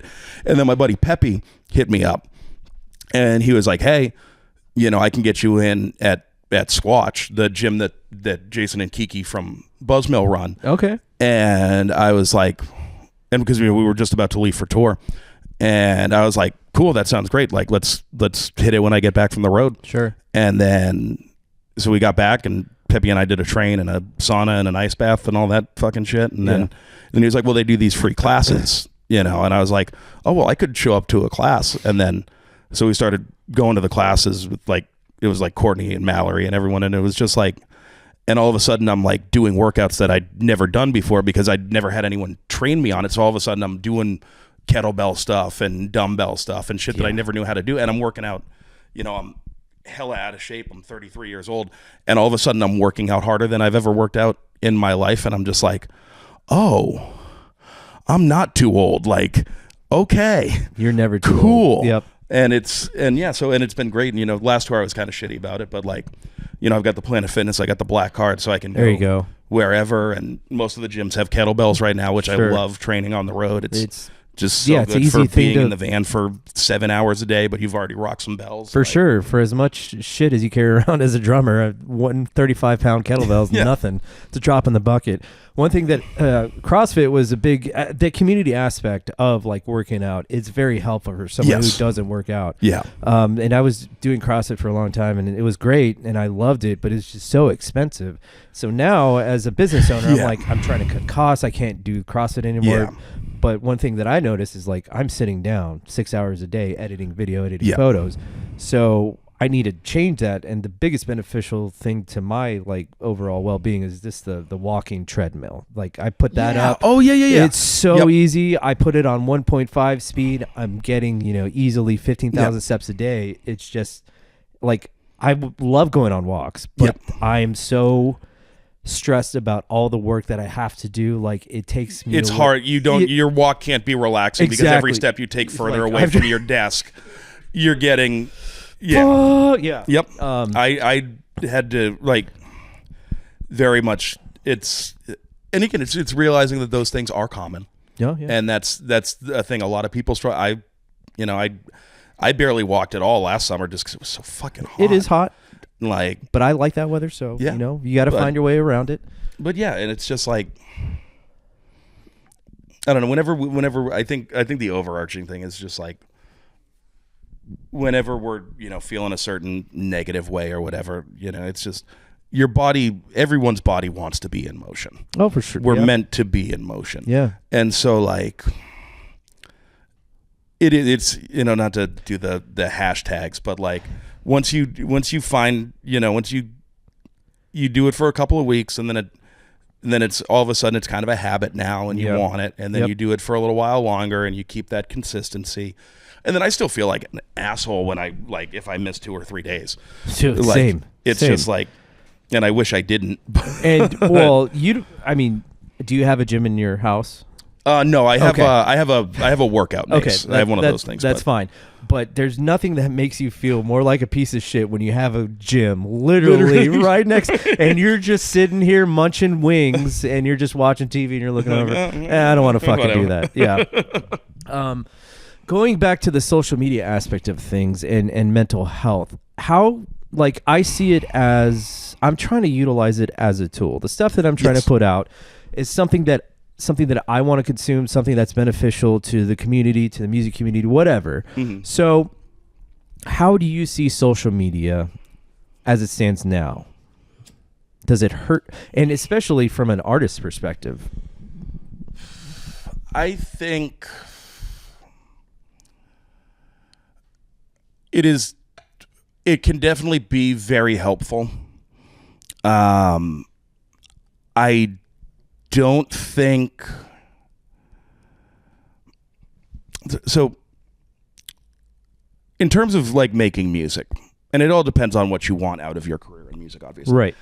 But if you want to be in a fucking band and you want to get big, I don't think anything works better than getting in the van and playing in front of people. I think that's the tried and true method. I know it's harder now than it used to be, but like if you got the right group of people who've got the right energy, it's 100% doable. I think social media is an excellent supplementary tool for getting your name out and stuff like that. And there's certainly bands that have blown up with like the right TikTok post at the right time, but you can't count on that. That's maybe you get lucky, maybe you don't. But then it's it's like the Nether Hour boys have such a great social media presence, and it's worked for them. They're doing fly dates and selling out, and it's just like, fuck yeah, like, yeah, be about it. But for us, like, and Leo runs our social media, and he does a very phenomenal job of it. But for us, it would be disingenuous to our art and to us as people to feign a TikTok presence, or to be fucking writing tweets and blue skies and X's and shit like that. Like, yeah, I think, like I said, it is a tool. It's something very new to us as humans. Like the fact that we can have a conversation with someone way across the world, and I think that's very cool. It also could be very dangerous as well. But like with any tool, you have to know how to use it. Mm-hmm. So same thing with the Spotify. How do you feel about Spotify?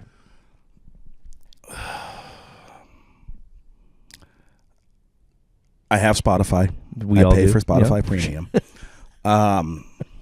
Would it be awesome if we all made more money off of it? Yeah, it'd be fucking great. But I think,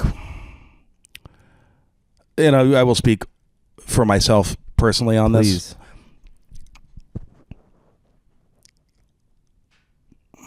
I just like, we don't put much, if any, money into getting popped up on the algorithm. That's happened organically, as it should be. And so it's like, I understand every complaint that everyone has with Spotify, and I also don't necessarily disagree with them, but I just don't even think about Spotify money.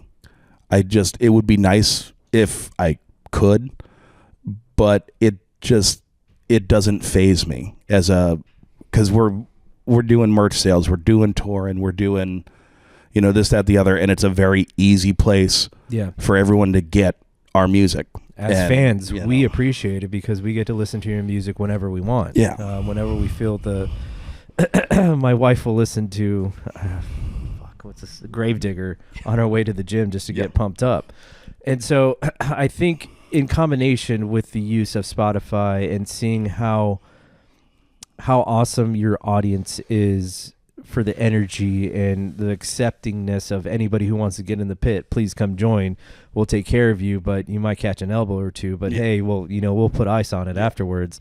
I think there's an allure to that can help bring people to the live show. You know? Oh, definitely. Because every show is fucking electric. Yeah. Every show that you guys play, there's always an energy there, and it starts off. It's a slow roller coaster. There's an incline to it, and then once a beat hits, it's chaos and everyone's just circling, and it's a fun time to be a part of. But again, it goes back to utilizing these apps as a tool to help further your career. And it's also the fact of the matter is, like, this is America, and we are in late stage capitalism. Oh yeah, we're all getting fucked, man. Like, right. And it's just like, I'm firm on it, man. No ethical billionaires.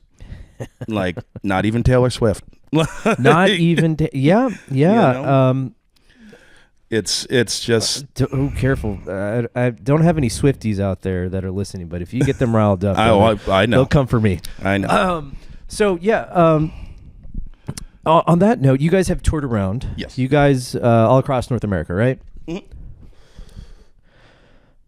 Let me phrase this properly. We have a new administration coming in. Yes, we do. That has caused a lot of fear in people. Yes, it has. From a social media standpoint, that's from what I've seen. Everyone's scared, blah, blah, blah. But when I go out to shows, when I go out, hang out with people, when I take an observance at the establishment I'm in, everyone seems pretty normal. From your perspective and your touring, what is the general consensus that you feel about everyone that's coming to your show? Are they having a good time? Yes. Does everyone think? Yes. Like, okay. I think it's these are strange times that we live in, and it is a privilege to be able to be a release from that. Right. It's because it's I mean, I'll fucking I'm at Planet Fitness, I'm walking on the treadmill, and I've got fucking CNN on this TV and Fox News on this TV. Yep. And it's just like, oh God, like it's exhausting. It is for once in my life. Fucking exhausting. For once in my That's life, a very good way to put it. I want to be proud of someone who's in the White House, and it's just, I mean, is it? I don't even know what to say. No, same.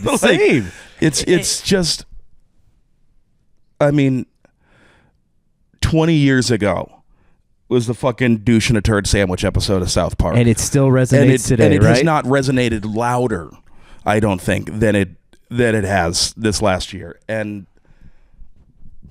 I just, man, I just don't get why it's become so difficult to just treat people with fucking a modicum of respect. Yeah. Or this common sense thing that everyone keeps talking about. I'm like, I think you need to check the meaning of the term common sense. Yeah. Or watching it. I think we like Russia now. For the longest time, I can't keep track of it. Like, I was talking to my pops about it. It's just like, Dad, ever since you were born, there's been beef with Russia, and now we're like, and dude, because I was at the gym right after that thing with Zelensky went down. Holy shit! And I was just like, Jesus. So I'm listening, just reading the subtitles. I'm like, oh God, This is not going to be fun to go home and watch. And I went home and watched it. I was just like, oh my God, dude, like, and it's. But it's the media. It's they want us divided. Yeah. It's how it needs to be for this thing to keep working. And so, like, yeah, I understand from a federal level.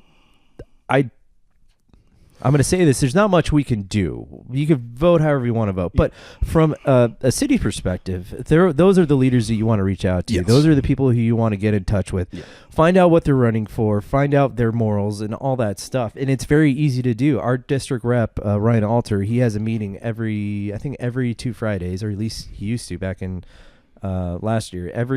Or at least once a month, he would be at Easy Tiger, to where you could go and talk to him. Yeah. So it's you can go talk to your district leaders, and that has some power to it. If you're voicing your concern, at least from a mental health aspect, just tell them like how you're feeling. And I'm pretty sure they'll be able to console you in that stuff. But I do feel like what you guys are doing are offering a reprieve from the day-to-day consumption of what we're being told. I certainly like to hope so, and I think you are, because it's so much stuff that we see and we really kind of can't do anything about. And so it's just like, because it's the same way. It's just like, that's.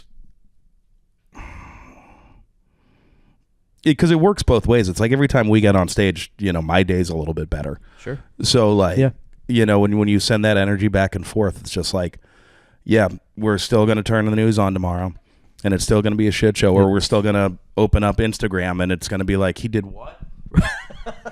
What happened?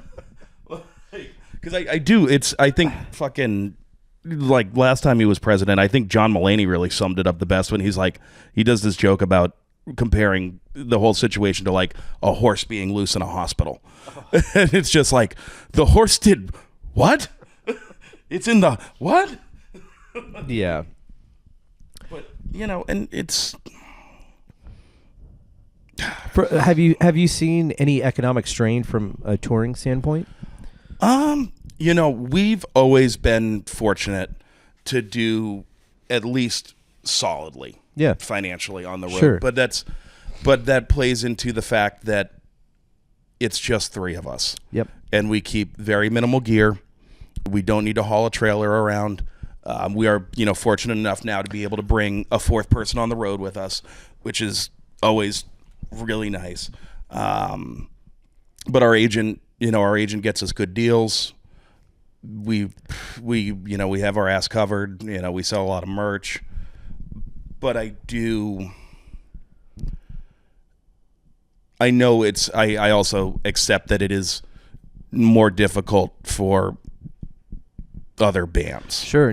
Is it the reason why you travel light? Is that by design, or is that just naturally how you guys, in regards to equipment? Yeah, it's just we haven't needed a ton. Aaron's got his fridge cab. I've never played a big drum set.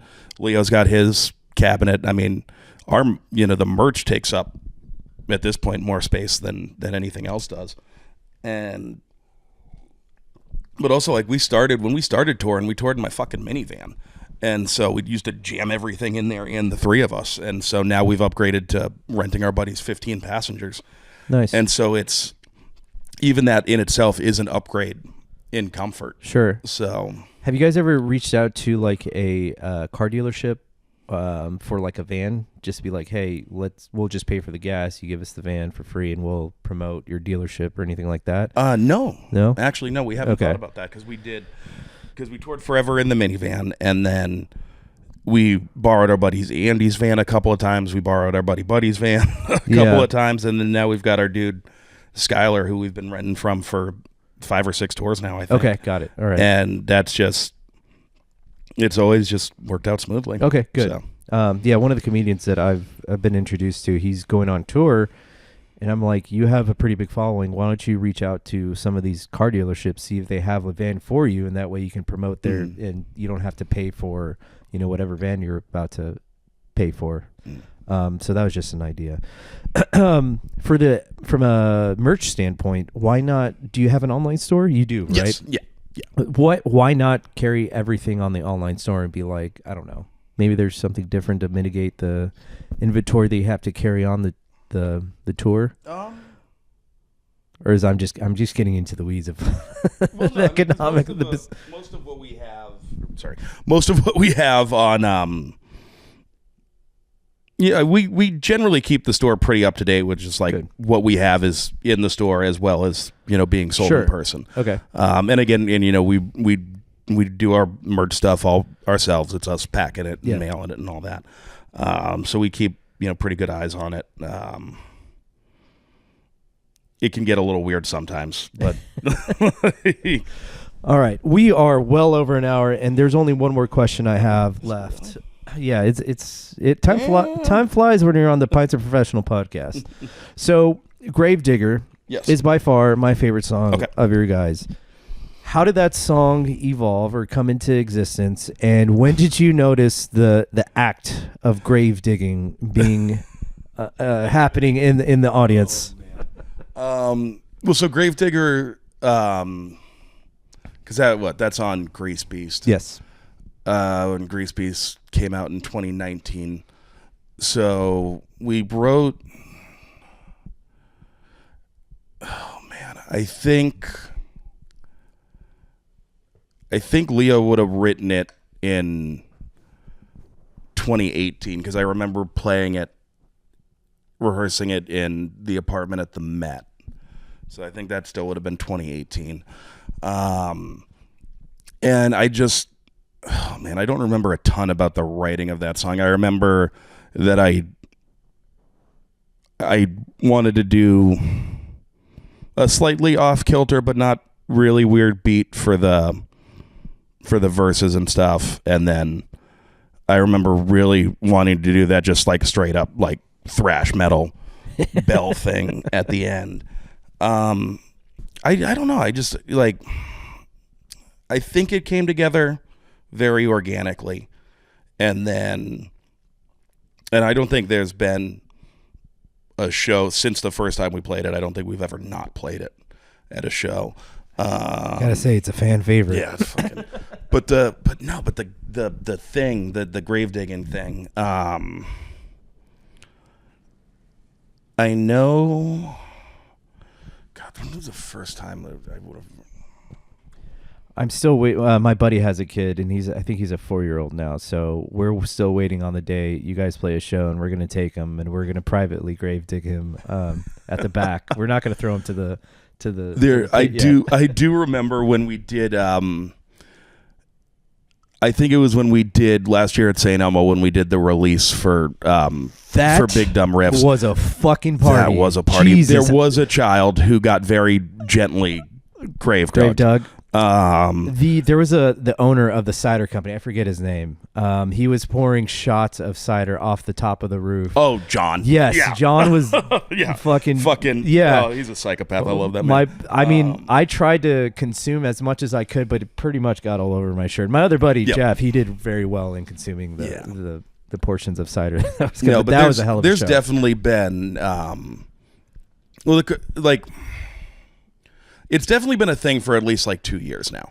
I know that easily. And the videos, and because it's like, because I think it was like the homies Brendan and Matt and Ian and a couple other cats started doing it, and we were just like, and there's I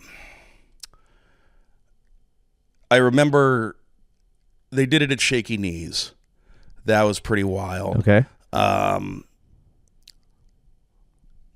it's I think when we did Stubbs with the sword a couple months ago, because what's become rather amusing with it is now that we're doing shows with like barricades and security people, they see someone go down and a circle form around them, and people like fake trying to assess it. So security will sometimes start thinking it's a problem, and we'll have to be like, no, everything's fine. This is the thing. It's part of the shtick. Just leave them be. But no, I mean, but it does. It does happen every once and again on the road, and like we used to play this club in Maryland that like very, very low ceilings. Like, okay. It would happen there and be like, oh. But yeah, and that's just a fun. That's just a really. I mean, I will say this completely unmodestly. Like, I do honestly think that in terms of like our community of fans and you know, most of them, a lot of them we're lucky enough to call friends. It's just like, is the best. Yeah. For those that are not familiar, can you please describe what happens? Because I'm not going to even try to describe what happens. Yeah, I mean, so we do the Gravedigger tune, and it just starts with Leo playing his guitar and singing, and then we do a big hit, and the song comes in. And while Leo's doing his singing bit, folks will sometimes open a circle, and someone will go and lay on the ground, and everyone will kind of start faux shoveling dirt onto them, or trying to faux resuscitate them, or a combination of both. And then when the song hits, said person on the ground will be lifted up and thrown into the air. Launch is more like it. Many times it has been there's a number of videos where the homie will get launched and then the video will keep going, but you don't see him come down. Or if it's like there was one from Vegas last year, we were doing the patio thing at South by, and I think it was Ian got fucking tossed like into the trees. Just like, it's fucking silly as shit, man. Like, it's a fun show. I should have asked you at the top of the show, but what are you guys doing for South by? Oh, and I have one more question after this. We're keeping it pretty chill this South by because we leave for the road right afterwards. We're going to be at Hotel Vegas on the 11th. Outside, right? Outside. And then on the 15th, we're going to do a thing at Empire in the early afternoon. Then we'll be at Sagebrush in the evening. It's a good spot. South by is coming into town. Yes. And this is the last question. A lot of companies that are coming into town have some good money, but they're going to be paying musicians an exposure. What is your statement to those companies coming into town wanting to pay working professionals here in Austin with exposure? Yeah, I mean, it's not shocking. It never has been. I think that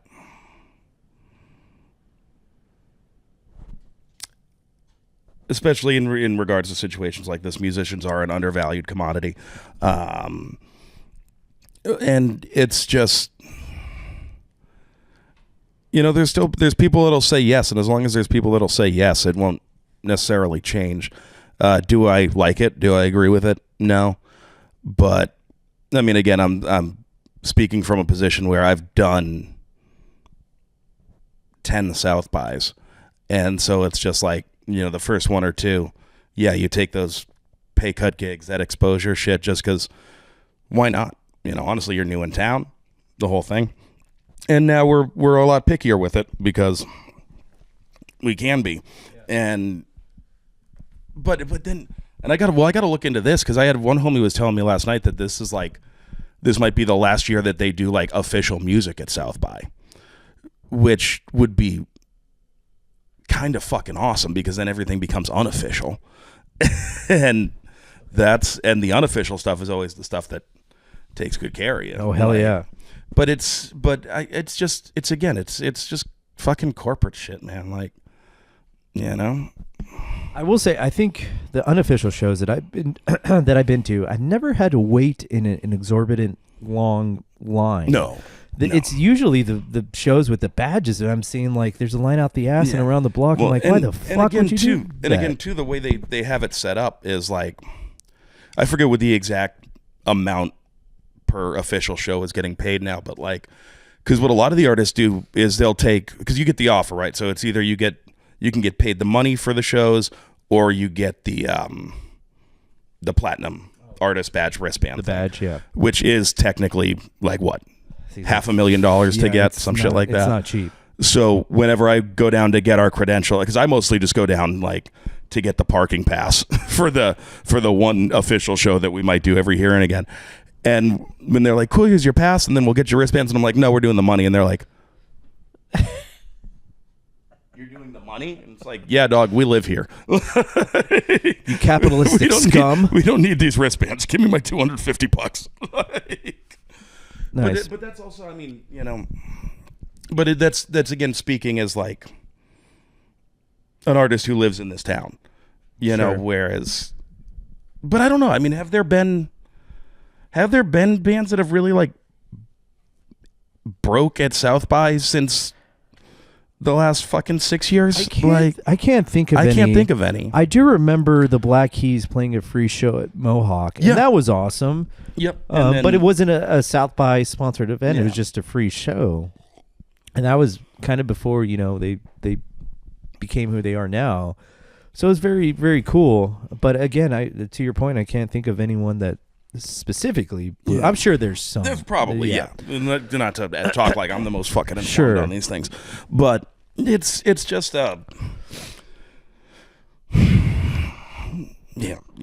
fucking. I do remember the free drinks that would be offered at shows. Yes, and that was a big incentive to wait in line and go through the whole shit. But now it's like, I don't really need to do that anymore. So I'll find another way to have fun during South by. No, and there were definitely, like, I remember some of the older South bys, like, because again, my first South by was 2014. So I remember, like, it was cooler back then. I mean, I remember standing outside the fucking glass at Dirty Dog watching fucking Animals as Leaders. Oh, yeah. Like, and I was walking down the street at one point and fucking Ludacris was just playing some club. I was like, okay, this is pretty fucking rad.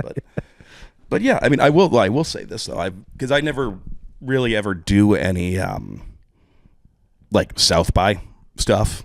Yeah. But I did just see on Instagram yesterday that they're doing a like an interactive exhibit for this new Alien Earth show that's coming out. And Aliens is like, that's my fucking shit. And so I was like, oh, that's cool. And then I went and looked it up, and it's for badge holders and civilians. And I was just like, oh, I'm going to actually do some South by stuff this year. Like, okay. What'd you think of Prometheus? I didn't love it when it came out. Yeah. But I was young.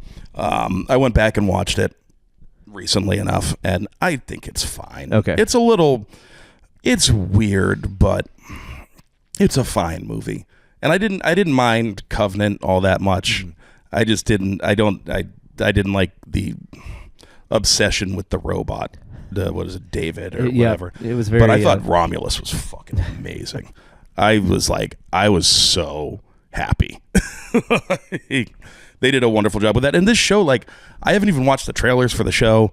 I don't know what's going on with it. Like, I guess Timothy Oliphant's going to be in it. He's rad. I like him. Okay. But it's like, I guess they're building out, like, it's like the ship. I guess it crashes on Earth. And so they're kind of building that out as a walkthrough, like, immersive thing. Kind of like they did with the vault for Fallout South by. Yeah. So. Well, hopefully it turns into a good series.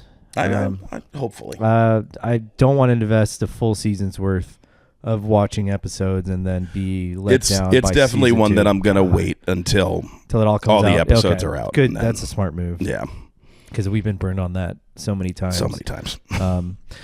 Well, Sean, like I said, we're well over an hour. I can't thank you enough. I do question your judgment in that you're coming into a stranger's garage to entertain a podcast. Like, I could still murder you. No, I'm not going to possibly. Do that. Yeah. But anyways, no. But I mean, there's enough weights. There are. Swing the Swiffer wet jet. But thank you so much for entertaining this idea. And also, Chris Meade got out of here, and he's a lot prettier than I am. Yeah. Well, felt a sense of security there. I think you're a heavier hitter than he is, so you got that on him. But thank you so much. Really appreciate it. Yeah, this is a blast. And we'll go ahead and snap some photos, and I can let. What are you doing tonight? Tonight I am doing twerking.